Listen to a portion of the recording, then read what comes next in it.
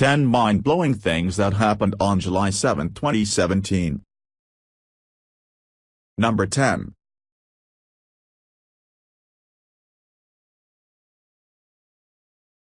Despite its increasing prominence in the news, gay marriage is a bit of a rarity on the world stage.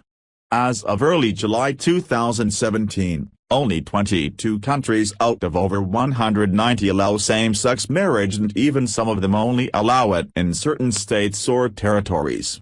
Last week, the path was paved for country number 23.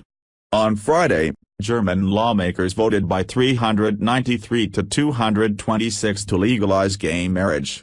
While it has a super-liberal reputation outside of Europe, Germany is, in reality, a fairly conservative, Christian country. The ruling party is the center-right Christian Democratic Union of Germany, CDU, and Angela Merkel herself, the daughter of a pastor, has long vetoed any free vote on gay marriage. The surprise is less that legalization took Germany this long and more that it happened at all. According to Merkel, she allowed the vote after having dinner with a lesbian couple in her home state and seeing how happy their adopted children were. According to her opponents, the vote was cynical pandering to liberal voters before September's national election. Whatever the reason, gay marriage is now set to come into force in Germany by the Number 9. The last few years have seen a troubling spike in politically motivated police killings. Right-wing patriots and sovereign citizens have murdered officers in the line of duty, as have left-wing killers who identify with Black Lives Matter. It now sadly seems that Myosotis Familia has joined that grim tally. The officer and mother of 3 was sitting in her vehicle in Brooklyn when a shooter walked up, stuck his gun through the window, and fired. She died at the scene. The killer was Alexander Bonds, a former prisoner with a history of posting anti-law enforcement videos and threatening violence against the police.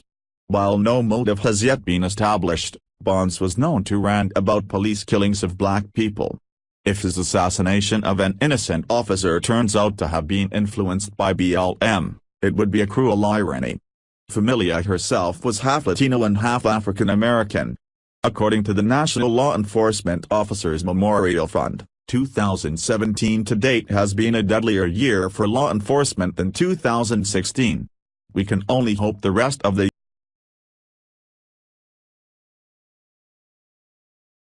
Number 8.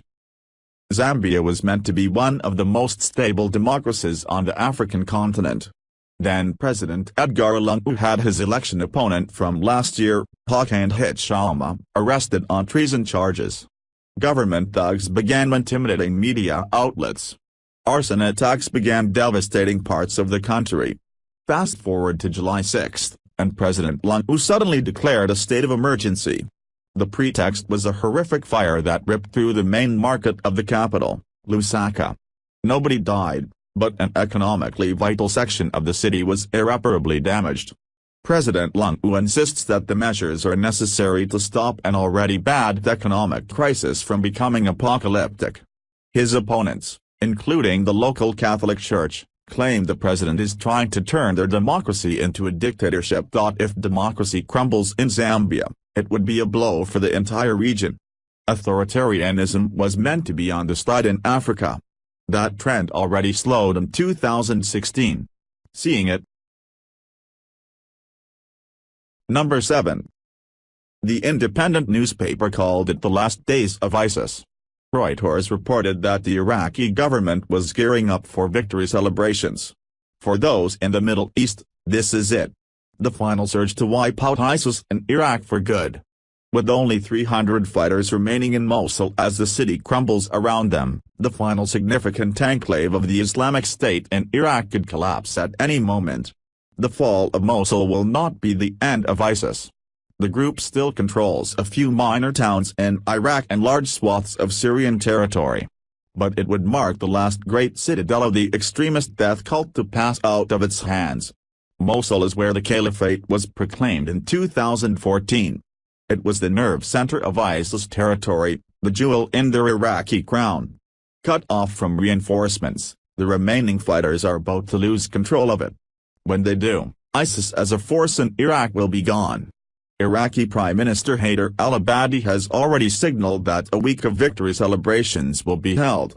His government will visit liberated Mosul. For Iraqis, this will hopefully be the start of a stability unknown since before the Saddam era. For the rest of us,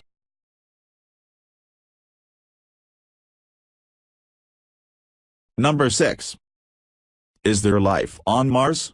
The question has fascinated us Earthlings for centuries, not least because asking it allows us free rein to do our best David Bowie impressions. This week, we finally got something of an answer. And it can be best summed up as, not on the surface. Mars has damp patches of briny liquid on its surface that some have considered a possible candidate for supporting microbial life. Unfortunately, these briny streaks are rich in perchlorates, just as the rest of Mars' surface is. Following an Edinburgh University study, we now know that when these perchlorates are exposed to UV rays, the chemicals turn into a bacteria-killing supersterilizer. As far as we know, this means that nothing organic could survive on the red planet's surface. The good news is that this doesn't totally discount the possibility of microbes on Mars. Drill as little as 1.5 meters through the surface, and the perchlorates are nowhere to be seen. The bad news is that the prospect of ever establishing a colony on Mars. Number 5. Amelia Earhart's disappearance is one of the great, enduring American mysteries. In 1937, she was attempting to circumnavigate the globe when she vanished over the Pacific. Since then, multiple theories have abounded about what happened. The most prosaic is that she ran out of fuel and crashed into the ocean. But others have concluded that Earhart and her navigator, Fred Noonan, died as castaways on an uninhabited island or were even abducted by aliens. To be clear, we still don't know the truth. But one Earhart scholar this week released the above photo which appeared to show Earhart, Noonan, and their plane taken in the Japanese-controlled Marshall Islands in 1937. The scholar now believes they crash-landed on the archipelago and were taken prisoner by Imperial Japanese forces. Facial recognition experts have declared the photo genuine, lending credence to the theory. However, the Japanese government has countered that it has no records of Earhart. Number 4. Don't feel bad if you've never heard of Tom and First No Kai. Until January 2017, no one in Japan had heard of them, either.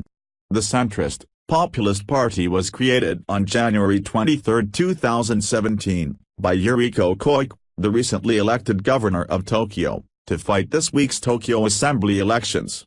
That's really not a long time to build up a political party, let alone win seats.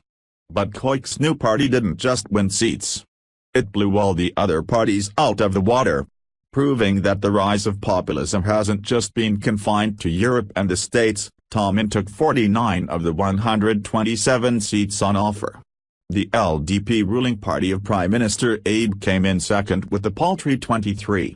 In Japan, the shock outcome has been interpreted as a possibly mortal wound to the long-serving PM.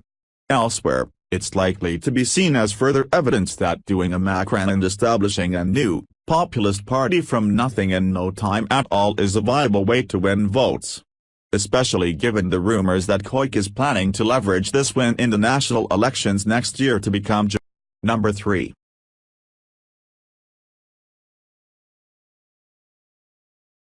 The root of all these problems is the socialist government of Nicolas Maduro, which has responded to the chaos by attacking the Venezuelan constitution, undermining the judiciary, and setting the nation on the path to full-blown dysfunctional dictatorship.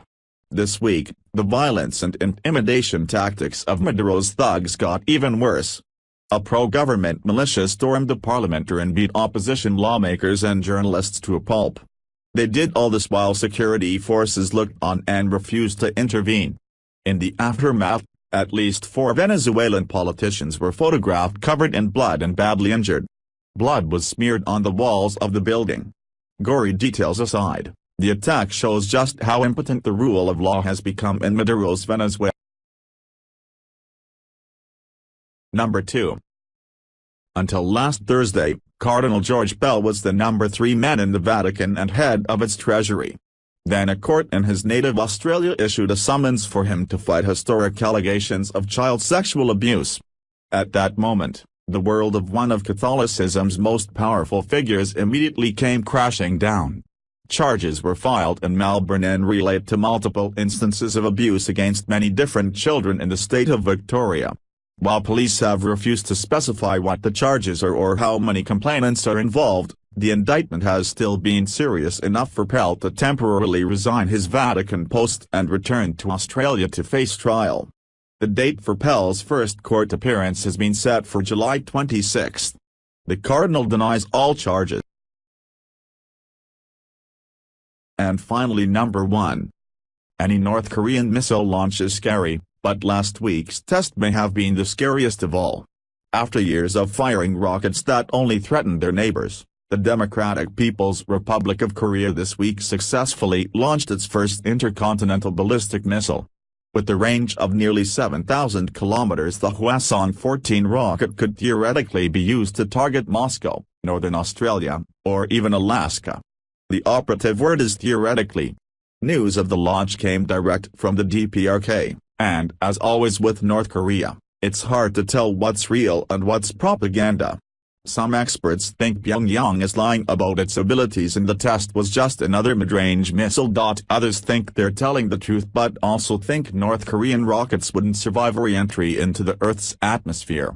Yet others think that the missiles could hit Alaska and could survive re-entry but that DPRK nuke technology isn't good enough to load a warhead onto them. Nonetheless, it appears the DPRK is slowly reaching its goal of building a missile that could hit both the US mainland and Europe, surely a tariff